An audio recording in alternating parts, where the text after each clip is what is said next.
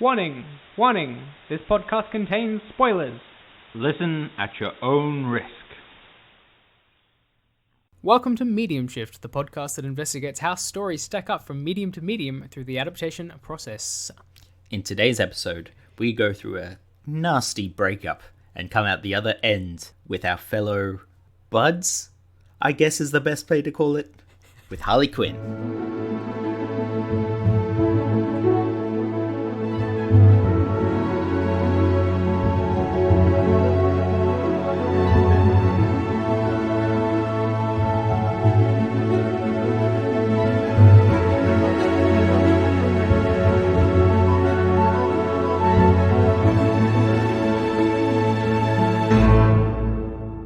Welcome to Medium Shift. I'm Chris. And I'm Kite Man. Hell yeah.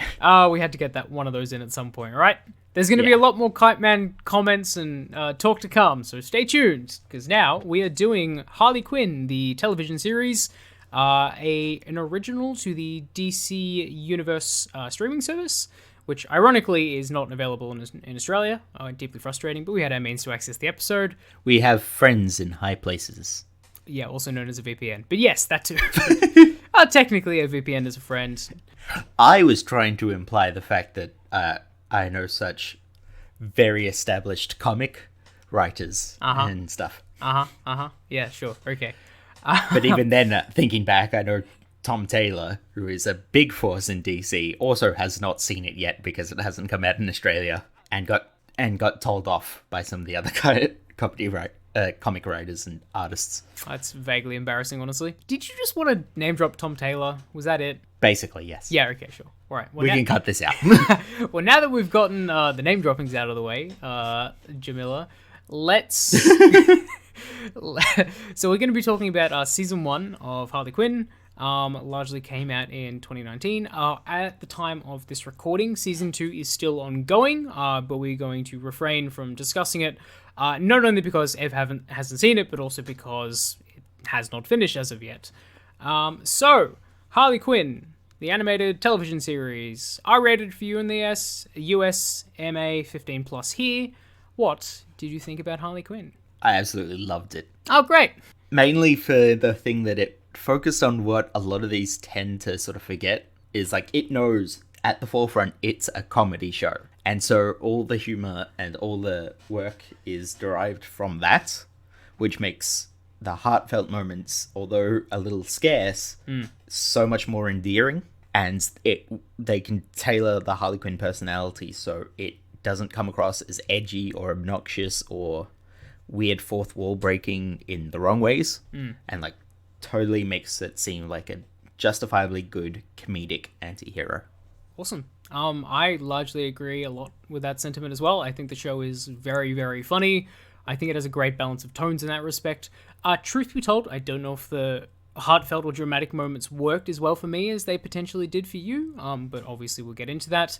I have some quibbles with the way that this show has been structured, and its approach to storytelling and characters in some respects, but we'll definitely get into that. But ultimately, I was very pleasantly surprised with this show. Like, it feels unique and distinct. I was a little bit afraid that Harley Quinn has very often been compared to as DC's Deadpool in some respects. Yeah. Yeah. That's what I'm always worried about. Yeah, exactly. And while there are meta elements in this show, and it is very much self-aware, it never leans into... It never feels like Deadpool light. Like, it has such a really strong identity to its own.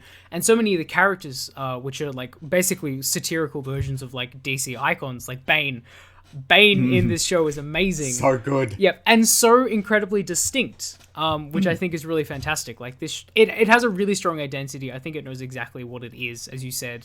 And I think it just aggressively indulges in that. So, yeah, really it leans closer to homage than outright parody, I think. And that's where it works best, because it clearly loves all the source material it's taking it from, and the way it's deconstructing them in a way that they become more fleshed out rather than just, like, facades for jokes. Oh, absolutely. A lot of the comedy does not necessarily come from making fun of, like, comic tropes and things like that. While there are elements in there, especially, like, regarding henchmen and things like that, like the ongoing joke of, like, henchmen unionizing, I think, is quite entertaining. Oh, yes. But for the most part, like, the source of the comedy comes from kind of playing on and playing with expectations for certain characters in really fun and like entertaining ways, I think, for the most part. A lot of this is clearly shown in probably what's my favorite character of the first season, being King Shark. Oh, yes. And how he's a valuable member of the team because of his IT work. And his ability to work social media. Yeah, exactly, which is completely... Nothing to do with the fact that he's half man, half shark. Which is completely, like, a new and antithetical to the character we know in the comics. Like, they took, like, an absolute brute, essentially, like, that is what King Shark is almost always in the way he's portrayed, and then turned him into, essentially, an original character, but a funny original character, because on top of all those characteristics, he is half man and half shark. Which is very good.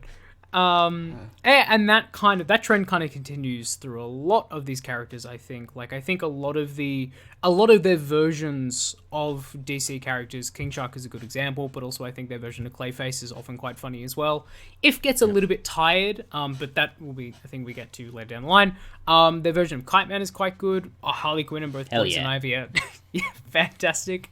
And just a lot of the supporting characters you might only see for one episode or two. I think they very often feel like distinct and unique versions of certain characters. Like, I've not seen a version of Jim Gordon in this show that I have in any of the others.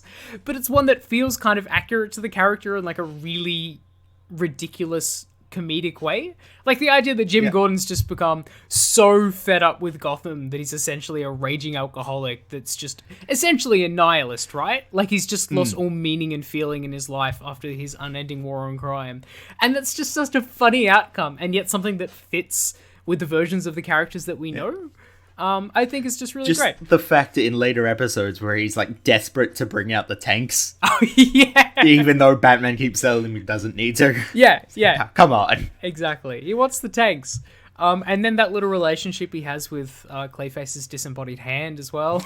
It's really good fun. I will say one thing about season 2, which is not really a spoiler, but just one gag.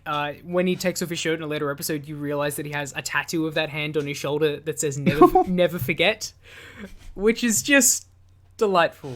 Just delightful. Yeah, so okay, no more season 2 talk, but season 2 is we'll probably do a separate episode on season 2 down the line, I would suspect, because I think there is a lot more to talk about. But yeah, so general thoughts on Harley Quinn, very positive, very entertaining show. It is obviously very explicit. It lives up to its MA rating at least. I don't know about an R rating, but the American system is quite weird. Yeah, so I feel that's more fault there. Yeah, their R rating is equivalent to our MA 15+, basically. Yeah. So their PG-13 is our M, and then our MI is their R, and then on top of that, they've got, I think, XXX, or our R rating is kind of... It's not a perfect one-to-one analogy, but it is it is very gratuitous. I wondered sometimes that it was a little bit too... I've had this problem with Deadpool before as well sometimes, that they just throw in a lot of swear words just for the sake of it, rather than actually being a joke. And every now and then I feel like it towed that line a little bit too much. But for the most part, I think they used violence for a comedic effect. And I think it generally worked quite well. I kind of think the swearing, I think they got it a bit more right in this than they did in like Deadpool, because a lot of the time it was just part of the lexicon, and it makes sense for the villains to just be swearing all the time. It makes that a bit more realistic in a sense. That is true. They are bad guys. They would swear a lot. Yeah. Yep. Logical conclusion. Yeah. And when they're swearing, it's not just for the sake of, hey, look, we're swearing. It's like, oh, that is actually where you'd put a swear in one of your sentences if, you weren't being filmed. Yeah. If you were a normal human being who swore like a sailor, i.e. an Australian, it would happen naturally with language. Yeah, that's fair. I can kind of see that at the very least. I think that might just be the experience of, since really hardcore animated comic book shows like this are just incredibly rare. I can't really think of another similar example off the top of my head. And so I remember in the very first episode when Joker just basically turns someone's skull to liquid.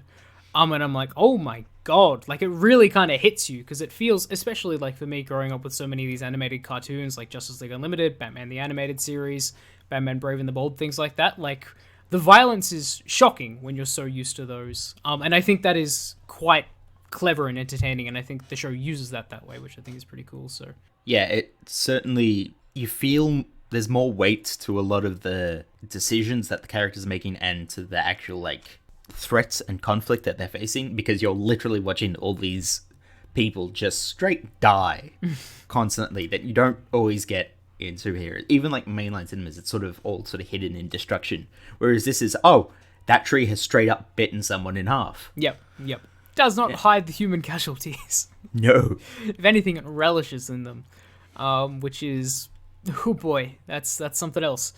But no, I think it is ultimately a strength for the show. I think it uses it quite well. I think ultimately kind of what we're getting at here is the show just has a really distinct and entertaining identity, and I feel like anyone who is a fan of generally DC Universe or Harley Quinn or these characters is probably going to find something to like in there. Yeah, I reckon anyone who is potentially turned off by, say, like Titans or Doom Patrol, jump back on this, because this is, I think, worth it. Yeah, well, this seems to be the closest thing to the big hits that they've kind of been wanting for the DC Universe streaming service, even if it might not exist in a year. Who knows? Like, I mean, Doom Patrol is going to HBO Max, so it's entirely possible they might get integrated together. But there's all speculation at this point. We don't know the future. Shall we get started? Because there is a lot to talk about regarding, considering there is a lot of comic book heritage that this show either explicitly or just implicitly draws from. We're not going to be able to touch on all of it. Like, Harley Quinn is a relatively new character. Like, she was only introduced in Batman the Animated Series, not actually in the comics. But even that is like 20, 30 years of history, so... as well as a lot of the other characters in the show, considering it spans the entire DC universe. There's a lot. There's an absolute lot. To start off with, at the very least, regarding the titular character itself, how exactly did you feel about its depiction and characterization of Harley Quinn compared to other iterations of the character? I think this was up there as one of the best iterations of Harley Quinn that we've seen. To be honest, as much as everyone else absolutely loves the first incarnation of Harley Quinn, I've never always got there, but I think this derived all the best parts of the original one, put it in with this fantastic rebirth run that they're sort of going with now at the moment, mixed in with a few, basically when Harley is at her peak, they took some of the best from all of those sections and put her as the main character, and I think it works really well. Sure. And anything that, like, they realized they probably couldn't do, they just scrapped as part of her character. They just went, yeah, we can't do that properly, so it's not going to thing. Like Kaylee Cuoco's performance, some people I heard were a little annoyed that she wasn't doing the classic Brooklyn sort of New York accent. Oh, like the Southern Belle kind of thing. Yeah, sure. But I think it worked for the better, because yeah, I'd rather hear no accent than a terrible one. I think it feels distinct. Like, yeah, kind of goes back to the original show, but like this show has such a distinct personality, and it feels like this version of Harley Quinn is so distinct in a similar way too. Yeah, and she's definitely not going to be compared to some of the other Harley Quinn voice actors out there as much, because Kaylee was not trying to imitate them. Yeah, exactly. Like, this is not a Arlene Sorkin or Tara Strong, or not even like a Margot Robbie impersonation. Like, it's its own distinct thing, and I think it works really well in that. I think you kind of touch on a fairly critical thing there, that this draws very heavily from like the New 52 and Rebirth runs of Harley Quinn, which is obviously like quite different from the original characterizations of her in some way. Harley Quinn has kind of been an amazing success story for DC in recent years. She's kind of exploded in popularity in many respects. Like, it's kind of an ongoing joke in many cons that you see 100 Deadpools and 100 Harley Quinns just everywhere. And in some respects, I find this progression of the character really interesting, because especially in the original animated series, she was like an entertaining, I wouldn't say comedic character, but she fit in a similar line as the Joker, where it's kind of that black comedy, like a laughing through the horror in some respects. But there was also like a really significant tragic element to the character. Like, one of the best episodes of Batman the Animated Series basically involves, I believe it's called Mad Love, which is the first time when it depicts the backstory of Harley Quinn, as most people know it. And then, kind of cuts back to modern day in some respects, as how Harley is still kind of indoctrinated with the Joker. But since then, Harley's kind of like spawned a life of her own, and I think this show and kind of the success around Harley Quinn epitomizes that in some way. That while Harley Quinn is always inevitably going to be tied to Joker and his origin, and kind of is in this show as well, like Joker is still a major presence in this season, and kind of the main antagonist in some respects. But she is so much more distinctive and so much more separate from his identity now, and I think that is really great, and I think that really separate identity really stands out both in the comics and in this TV show, so yeah, it's good. And it especially works so well that they've gone with what worked best in the comics with after her emancipation from the Joker, and that was her relationship with Poison Ivy. Segue! Was that an intentional segue? That's a very good segue. I'll give you that. No, but it can be. Okay, cool. Chimpanzee riding on a Segway. Yeah, so Poison Ivy, once again, has actually had a history with Harley Quinn since the animated series as well. There was an episode in the original animated series where she teams up with Harley Quinn, which is quite a good episode in itself. And since then, they've had a long history in the comics, very often a romantic and flirtatious history, which is not depicted in the show at the very least. They kind of go for the best friends route, at least in season 1. But at least they at least kind of hint at that and make it clear that there can potential. Like, I've always had a thing with the ideas of like queer baiting and bi erasure and stuff when it comes to media. Sure. And like, there was some controversy around at some point about DC seemingly trying to scrub away the fact that they're romantic and just relying on best friends. But I don't think this show is particularly a big offender of all this. Harley Quinn is shown as quite fluid. Their friendship, although best buds at the time, there's been hints at romance, and there's always the future that can go on. There's clearly an intimate relationship, whether that's one of romance or just camaraderie or companionship. Sure. There's something there, I think, which is a lot better than what a lot of other shows seem to sort of do when it comes to queer source characters.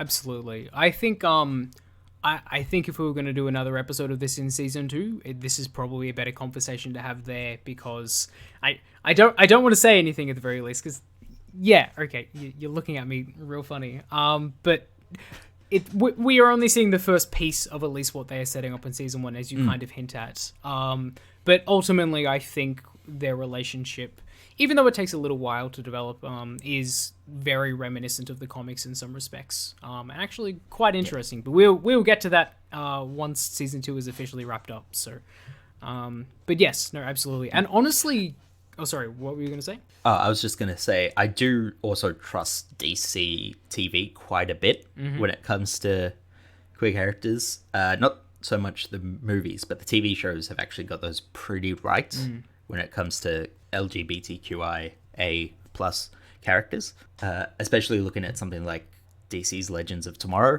that we've talked about in the past. Sure. In their showing of the bi John Constantine, the bi Sarah Lance, the temporarily gay alternate universe Captain Cold and his partner in the Ray. I think they've done, like, I have faith that they'll get this right. Sure. It's yeah, you just have to wait and see. God damn it, it's so hard seeing part of season 2 without, yeah. Anyway, we'll get there. Yeah, honestly, I think Poison Ivy in this version of Poison Ivy is probably my favorite character in the show, I think. Like, so Poison Ivy, at least in some respects, it varies obviously depending on the version and the interpretation, but obviously being a Batman villain, she's very often leaned more Not a villain, eco-terrorist. Eco-terrorist. Very good. That is one of my other favorite running jokes as well. And also very appropriate these days. Yeah, she's very often, fallen more into that neo-noir drama. And not necessarily horror, but more classic gothic Batman type character. Well, she's a constant member of the Gotham Sirens, and they are very much that sort of femme fatale noir style piece. Yeah, absolutely. So this is like the first straight out comedic version of the character I've seen, and the idea of a misanthropic, hates people, completely deadpan, almost kind of nihilistic, sarcastic person, I think is just a really great kind of character choice for a comedic role in the way that it is here, and quite unique to the character, especially compared to previous incarnations. So, Yeah, no, I was super impressed. I think like Belle, the voice actress for Poison Ivy, does a really, really fantastic job. Yes. Really incredible dynamic with Kaylee Cuoco as well. So yeah, I think that core pairing at the very least is probably the strongest two in the show. Yeah, I have to hand it to the voice casting. They did such a great job for just about everyone on the show. It's the right blend of like enough star power, but they got people who have voice acting credits and have gotten people who are known to be voice actors into the role to make everything fit, which is what they needed because it's such a stylistic type of animation that I think if they just got any regular actor, it probably wouldn't have worked. Yeah, absolutely. The voice cast is really strong across the board, basically. I think everyone is a good choice. And, like, a lot of really big-name voice cast as well. Like, Alan Tudyk is, like, a series regular, basically. Yep. Tony Hale as well. We've already mentioned, like, Kaylee Cuoco and all that as well. But there's just so many... Ron Funches. Ah, that's right. King Shark. In what is weirdly a nice little DC TV reunion. I was about to say there's a bit of a connection to Powerless there, isn't there? Yeah. That's kind of fun. Yeah. Killed before its time.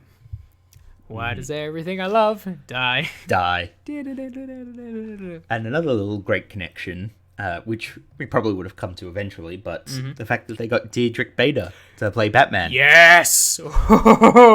This got me so excited. Spoiler for my random recommendation this week, but it's Batman the Brave and the Bold. And he voices Batman in Batman the Brave and the Bold. And he is just perfect for, like, comedic Silver Age Batman. And this isn't really Silver Age Batman. If anything, it's kind of making fun of grimdark Batman. It's just fits so, like... I don't know, he's so incredibly spot on with, like, having the grizzled voice, but also being deadpan in an incredibly funny way, without it making it sound like he's actually pulling jokes. Like, he's just... it's so good. Yeah, I was so happy to hear his voice come back. Straight man. Yeah, yeah. Especially when paired with Jim Gordon. That's very true.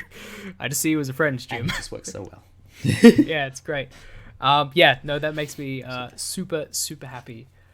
So regarding those, some of the main cast out of the way, it's probably worth talking about the rest of Ivy's crew at the very least. Truth be told, to get this out of the way, I don't feel as positively or as strongly about a number of the recurring supporting characters in this show than I do otherwise. Kind of going into the show, this might be a thing with expectations, but I was hoping for almost a more Brave and the Bold style approach where it is more of an episodic, here are the DC like characters we are playing with and spoofing this week. So I was kind of surprised to find it that there is a returning cast of like essentially Clayface, King Shark, Dr. Psycho, and what's his name? Cyborgman as well.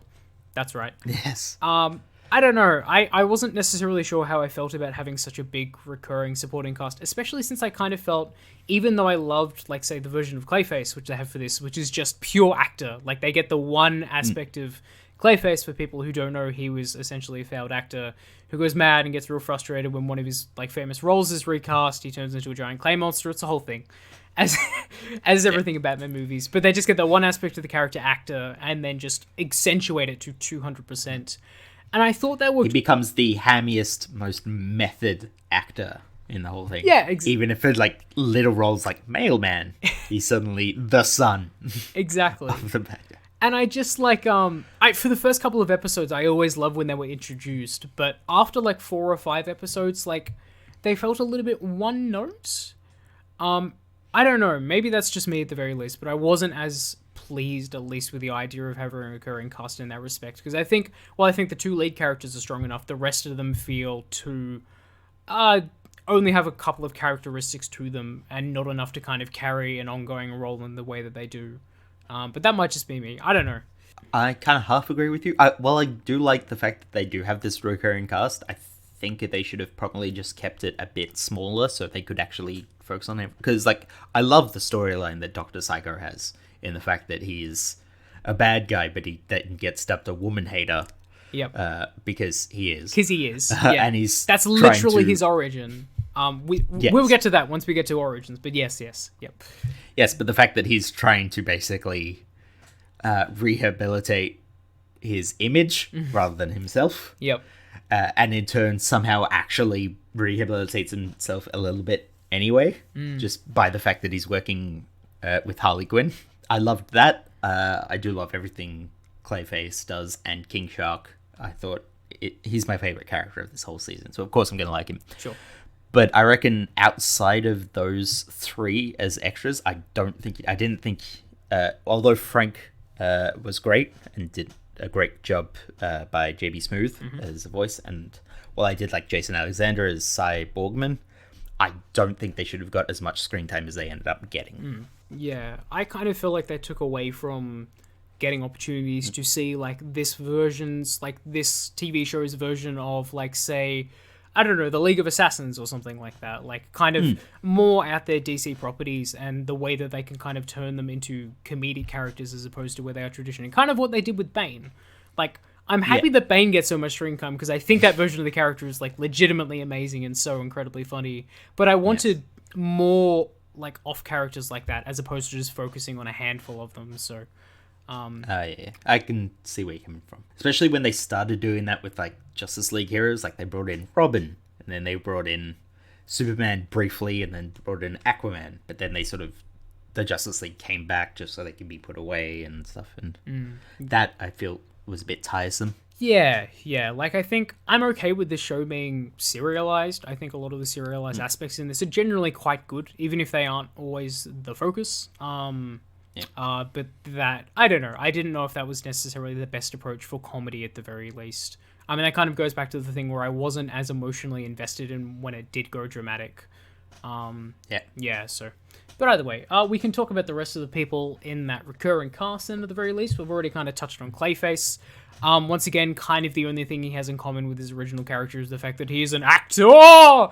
I had to do my best impression. Oh, that peaked so badly. Oh god, I should have seen that coming.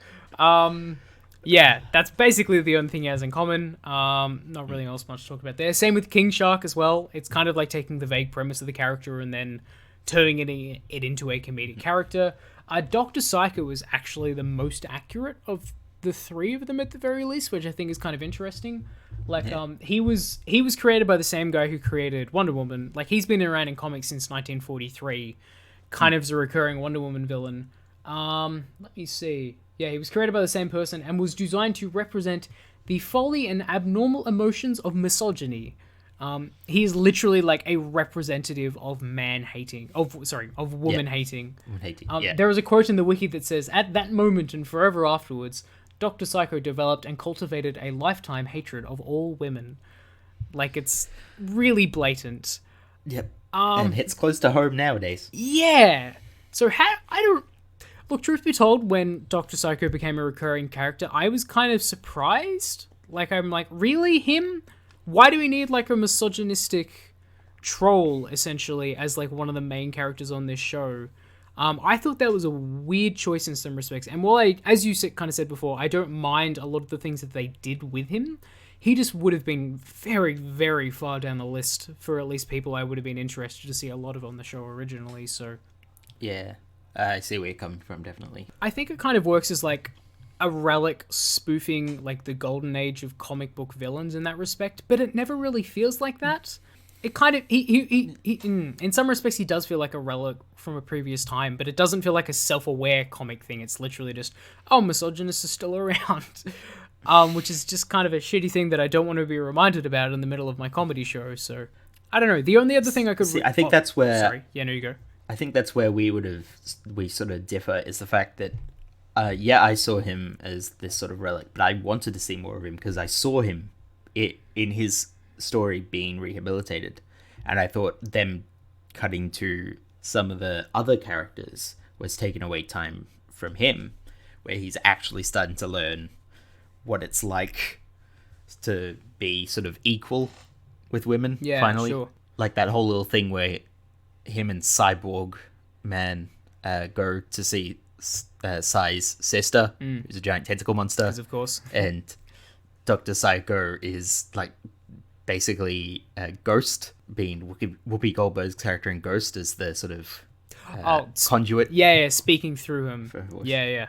Yes. That's right. And he actually started showing some, like, sensitive sides. But then barely enough actually happens with his character between that and... when that gets to the climax that it didn't feel like it was paid off enough. Sure. So that's my thoughts on it. Interesting. It almost feels like we both think the balance is off, but in opposite directions. Where we want to kind of where I kind of wanted less of the recurring characters, and the development of those characters. You kind of wanted more. So kind of, I wanted more of the stuff that you thought was too much, and you wanted more of the stuff that I thought was too much. Which basically just means we wanted different things out of the show. But that is interesting. Yeah. Yeah, sure. I mean, ultimately, I still think the show is quite good. But I mean, I definitely think there are, nitpicks here and there at the very least. Regarding Cyborg, which you mentioned before as well, he is actually an original character from the comics too, which is not actually something I knew while watching the show originally.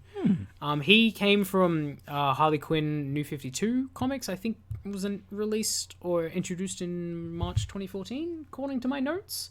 Very similar to the comics in some respects as well. Like, he looks almost exactly the same. Once again, he's a Vietnam vet with like a bunch of cyborg elements and things like that. I don't know if the car is accurate. I feel like that might be an invention for the show, but I can't say that for certain. I feel that entire episode was just them sort of having a spoof at all the like classic 80s and 90s cartoon stuff. Yeah. And all the merchandising lights, which was a big part of the comic industry as well. 100%. They almost explicitly call out Transformers in that episode. Like, they just thought this was a good idea to put this in there because it was real hot at the time in the 80s, which is very fun. And the fact that the Harley Quinn highway just looks like a Hot Wheels track. Yeah. I love the recurring joke for the Harley Quinn highway as well. Like, she literally gets a highway named after her and it keeps coming back. It's good fun. Yes. Oh, another person we have to talk about. Kite Man. Hell yeah. There we go. I was waiting for that. Very good. Yeah, so he's a joke, right? Like, what I find interesting about this is he's the one character who is the most consistent from his comic book counterparts to the show, because he was a joke in the comics and he's a joke here.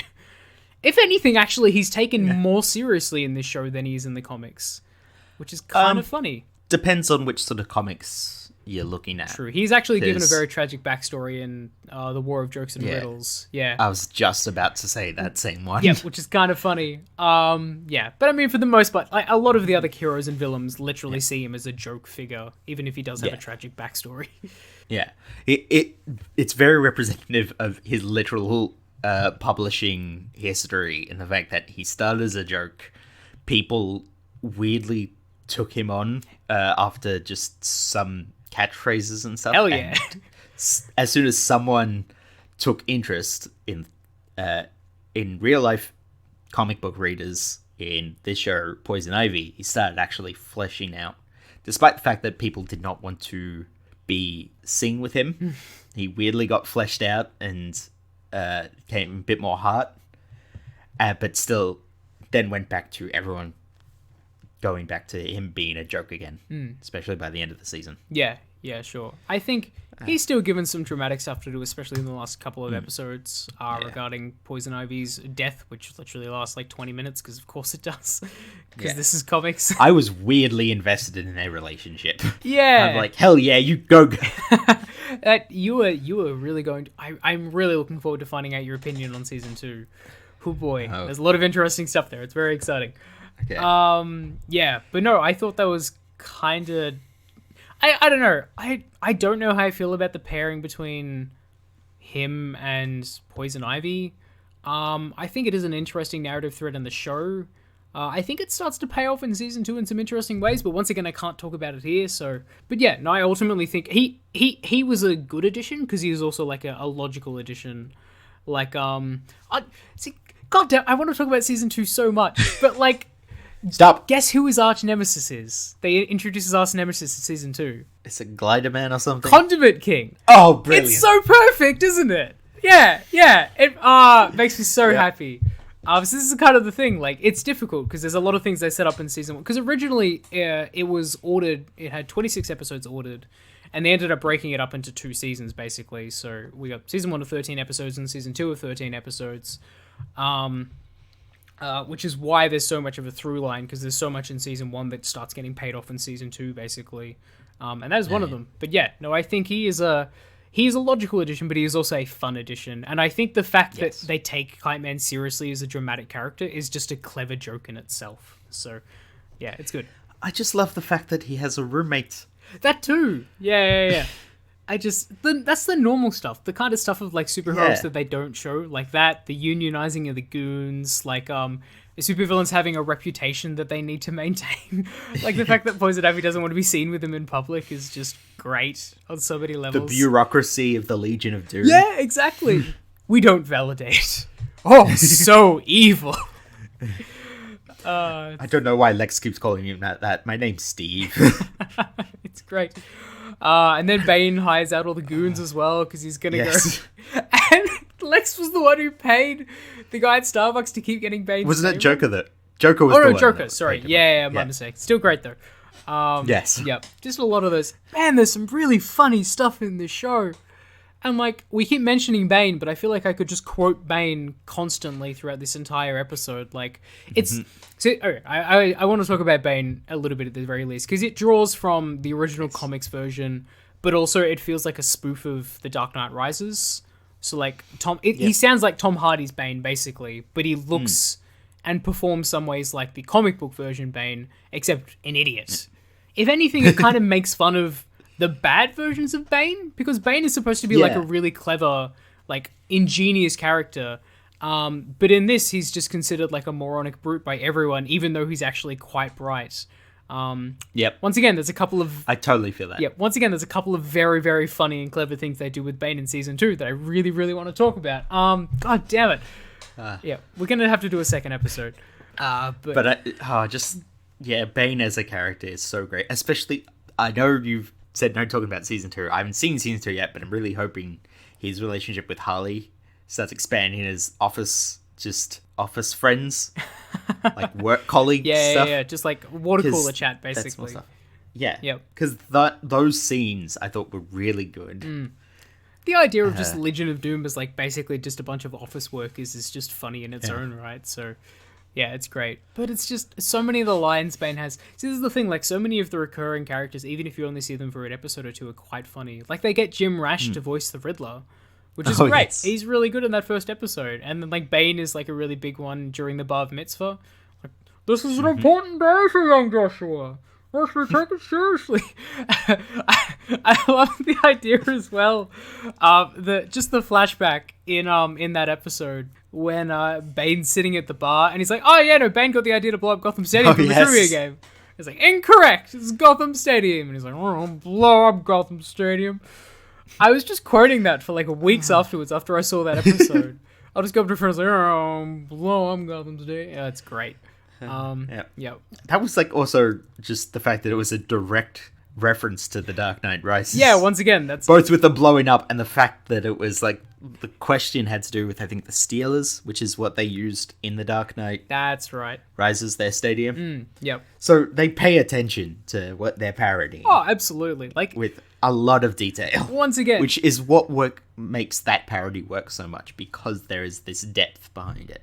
Once again, there is like a clear love and awareness of so much of DC Comics history and characters, and I really think that's where a lot of the best stuff kind of comes from. Like, even just recurring jokes like the episode with Aquaman as well, when all the fish come out of the aquarium, anything he's trying to go say, it's just... See, a lot of those things, just like paying off things you would expect from DC Comics, but in a really clever or unique way. And just from that episode, one of my favorite lines is, "Not everything has to do with you, Black Manta." Yeah, that's right. Just the fact that basically anytime Aquaman is known outside of the comics, it's always Black Manta is his go-to villain. Yeah, absolutely. It's the whole like superhero and supervillain. This is one of the other things they lampoon, like just the superhero supervillain origin, like where you need to find a superhero or like an arch nemesis. That whole episode with Robin and everything like that was good fun. So yeah, it's real cute. Yep. Treating it as like a dating thing. Yeah, absolutely. I feel like we could just keep listing off all the fun things that this show does. But do we have any... And I will end the bloodline. Always end the bloodline. You gotta remember to always end the bloodline. That was a bad accent. Jeez, okay. Yeah, no, I think we've covered a lot of it at this point. We'll definitely get into more detail once we finally talk about Season 2, because there is still a lot of interesting stuff to talk about. Couple of other things that I think are worth mentioning. Frank was actually named after Little Shop of Horrors, which I think is quite fun. Yep. The director of that film being Frank Oz. As we kind of said before, it draws very heavily from the New 52 and Rebirth comics. Harley Quinn's look almost comes straight from the pages in that respect. It even kind of like metatextually like alludes to Harley Quinn's history, especially in the first episode when she's wearing the original Harley Quinn costume with Joker. And then once she gets emancipated, she changes into the version that we kind of know and recognize these days. So, yeah, it's great. Yeah. All right. Do you have any other final thoughts? love everything about Harley's costumes from everywhere, honestly. Just the fact that it's been gone out of their way to make it, like in the comics, especially in the Rebirth, when she got a new costume, it was literally by finding things. They made it specifically to help cosplayers. Oh yeah, like costumes these days are designed to be cosplay friendly, which is very cool. And you can kind of see that in Harley Quinn's popularity. Yeah, but it then relates back to this show and the fact that does feel grounded, because it just looks like she's cobbled some together. Yeah. Even with the Suicide Squad t-shirts that they have an abundance of. Absolutely. That's another really great joke. And it's like, they use that for narrative reasons as well, which is also just really good fun. So, any final thoughts about Harley Quinn before we get on to Do It Differently? No, I think we've covered just about everything. Yep. I would recommend if you're like a DC fan or a comic book fan or just a general Harley Quinn fan. Definitely check this out. Yeah, I feel like this is just, even if you don't understand a lot of the DC references, there's just a lot of really fun and good comedy in here. So, yeah. Absolutely. All right. Do It Differently? Do it differently. Jingle, jingle, jingle, jingle. Jingle.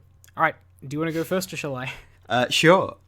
My Do It Differently, I've sort of talked about all the changes I've kind of wanted to make. It basically very much consolidates the main characters to basically just Harley's gang, being Harley, Ivy, King Shark, Clayface, Dr. Psycho. Basically have those ones, and everyone else, aside from maybe Batman, Joker, and... Oh, well, we need Bane. Yes, we need Bane. We need more Bane. Yes, we always need more Bane. But then everyone else have that... Sorry, that was terrible. Yeah, what were you saying? Have them as the and Kite Man. Have them as the core recurring characters. But everyone else literally be one-offs that they get thrown in, a la Batman, the Brave and the Bold. I think if you start taking a bit more of Brave and the Bold style, I think that can help improve this. God freaking damn it. We should really talk about these beforehand, because my Do It Differently was also just going to be make it more like Brave and the Bold. Well, of course. Yeah, what a surprise. Love Brave and the Bold. Well, go for it then. Oh, no, sorry, did you have anything else to add? Or? No, that... You've basically summed up my point of just make it more like the Brave and the Bold. Make it more Brave and the Bold. Yeah, kind of what I wanted to see was it be, as much as I generally enjoyed the more serialized aspects, I would also be very happy with this being a more episodic show, where there is less carry-on plot from one episode to the next. And the best way, I think, to do that would be to largely focus... I would probably narrow down the focus a little bit more, just have it as Harley and Ivy, and then just... They team up with a DC character of the week, basically, and then we see what weird spoof of that corner of the universe would be. So, like, you do an episode with Constantine, you do an episode with Darkseid, you do an episode with Bane. Condiment King, yeah, like several episodes maybe. Like that kind of thing. Like large, or generally, like since I've been so pleasantly surprised by all the comedic versions of these characters, I just kind of want to see them run more wild. I want to see more versions of this, like, all the corners of this version of the DC universe. So I think that would be a really great and entertaining trade-off, and it might not have the same dramatic moments. It might be quite a different show since it has quite a separate structure in that way, but I would also be totally on board with that. So as long as we keep Harley and Bane as basic office colleagues, work colleagues, then you can get rid of a lot of the Legion of Doom stuff and just literally have that be her office where she works for a bit. Yeah, I would be super on board with that. Like, you can still have the ongoing stuff that she ends up joining the Legion of Doom, and that is the basis for each episode or something like that. And then Bane is just always, I don't know, breaking a coffee machine in the background or something. Or blow up this coffee machine. Just gossiping by the water cooler and then quickly, like, trying to hide it when the Joker walks past. Yeah, exactly. Oh, it's good stuff. Yeah, awesome. All right, definitely see Harley Quinn. It's a good show. Yep. Shall we move into random talk then? We shall. Yes, well, I guess I'll go first because I've already spoiled what mine is, but just Batman Brave and the Bold. It is a lot more lighthearted, and I guess like kid-friendly is a good way of describing it, especially compared to Harley Quinn, in that it is very much a lampooning of the kind of really campy, silly Silver Age of comics. And while not every episode is a winner, there are like maybe 5 to 10 absolute standouts in every season that I think are absolutely worth checking out. It is very funny, it is very silly, it is very self-aware of Batman's history in a very similar way to Harley Quinn. It in many respects is kind of the precursor to Harley Quinn, the series in some ways. And there are really incredible standout episodes in there. I'd recommend the Music Meister episode is fantastic. Even some of the more serious ones, like there is an episode where Batman confronts Joe Chill, which is a very big deal to Batman fans, as I'm sure you'd be aware. There's a version where he becomes a vampire on a satellite, which is good fun. There's a version which he turns into a monkey. And the final episode... There's an episode where he goes back in time with Green Arrow to try and work basically Arthurian legend. Yeah, exactly. And the whole thing is just a competition between the two of them. It's utterly absurd, but just delightful. And the last episode is actually really clever and sweet. All the Batmite episodes I would absolutely recommend as well. Yes, definitely check out the Batmite. Those are really good fun. And yeah, it is... I remember watching the show growing up. I always thought it was like kind of weird and silly because I always knew Batman from like the Dark Knight trilogy. So like dark and gritty. I'm like, I don't want Batman making jokes and doing all the punchlines and things like that. But growing up, and like one of the things I love about the character is that there is so many different facets to him and so many different like genres you can fit him into. And this is like a perfect encapsulation of how good and entertaining campy Batman is. Like it is the 66 Batman TV series, but for kids in the modern day. And I think that is delightful, and I think it is unappreciated. So, yeah, go see Brave and the Bold. Yes, I completely second that. But I will also talk about, while you go search for that, also look for what I'm recommending. Something I kind of foreshadowed earlier in my name dropping of Tom Taylor. That is literally why it was on my mind, was because this was for my random talk. Ah, very nice. As you know, probably from our Injustice episode, I love the way he writes, and I love the way he writes certain characters, including Harley Quinn. So, continuing with that theme, I'd say, even though she's not in it much, DCeased. Oh, yeah, Check that out. I've heard quite good things about it from you and other people. Yes.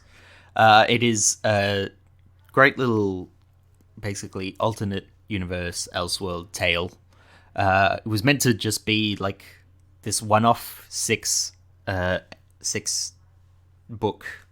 series. It has now got at least 3 spin-offs and an annual to its name. Wow, okay.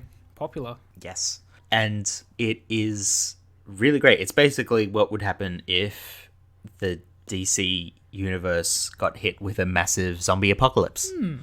Sounds topical right now. Yep. Especially given that a lot of it has the way it spreads, because it's not yet classic zombies. It's very much what happens when the biological interacts with the anti-life equation and basically creates zombies that aren't hungry but want to cause death as much as they can. And it's a virus that can transfer through biological contact or by technology. Interesting. So, wait, so your smartphone can turn you into a zombie, or? Yeah, basically. Oh wow, okay. That sounds deeply terrifying. Yeah, well, it does what all good zombie films do. It uses the zombie apocalypse as an analogy. Oh, I see. Is this like the Black Mirror thing of we're all obsessed with our phones? Don't be on your phone too much, or you'll turn into a zombie or something because the dark side? I think it's more to do with the spread of negativity and how that sort of feeds on things like social media. Oh, I see. That's... Because it spreads by literally someone taking a photo of the virus infecting someone and sharing that. Right. And then that shares the virus. I see, okay. So it's quite literally... It's very topical for comic books. Yes. Yep. No, that's interesting. But also it is just... It's very dramatic, but it has its moment... Basically the opposite of what we were talking about with Harley Quinn. Very dramatic, but has some really, really strong, funny moments in it, I think. Fantastic. I'm definitely going to have to borrow that and give it a read at some point from you. Yes. Highly recommend. Fantastic. All right, well, if that is it, thank you to everyone who listened to this episode of Medium Shift. We can be found at mediumshift@gmail.com. Feel free to send, I don't know, hammers, bats, decapitations, evil storybooks through the mail, whatever you're feeling like. We'll take it all. We are recruiting for our game. Yep. Only non-union members, though, because we're clearly evil bastards. So, next episode, we are going to be doing something quite different, and sadly with far less loss of limbs and decapitations. We're doing Jedi Fallen Order. You see what I did there? Because like you can't cut off people's arms in the game, which you really should, because lightsaber. But yes, we're gonna be doing Jedi Fallen Order, another video game. The first Star Wars property we're doing, which is whole can of worms. The once we open that, we're never gonna be able to close it again. So looking forward. Space worms. Space worms, like the ones in asteroids. Until next time, then fare thee well. Hell yeah.